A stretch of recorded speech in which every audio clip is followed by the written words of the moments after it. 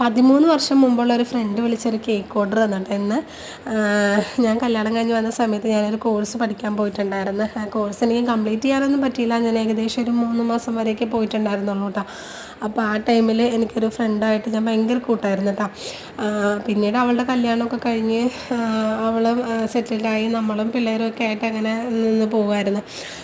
അങ്ങനെ പിന്നെ ഞങ്ങൾ കുറേ നാൾക്ക് ശേഷം ഇൻസ്റ്റഗ്രാമും ഫേസ്ബുക്കൊക്കെ യൂസ് ചെയ്യാൻ തുടങ്ങിയത് മുതൽ ഫേസ്ബുക്ക് ഫ്രണ്ടും ഇൻസ്റ്റഗ്രാം ഫ്രണ്ടൊക്കെയാണ്.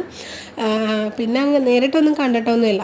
അങ്ങനെ ഇന്നലെ രാവിലെ അവൾ എനിക്കൊരു മെസ്സേജ് ഇട്ടായിരുന്നു. അവളുടെ ഇളയ മോളുടെ ബർത്ത്ഡേ ആണ്, ഒരു കേക്ക് കൊണ്ടുവരണമെന്നും പറഞ്ഞ്. വാഞ്ചോ കേക്കായിരുന്നു കേട്ടോ. ഈ കേക്കല്ല, ഇത് നമ്മുടെ ആലപ്പുഴ മെഡിക്കൽ കോളേജിൻ്റെ അവിടെ നിന്ന് കിട്ടിയൊരു ഓർഡർ ആയിരുന്നു കേട്ടോ.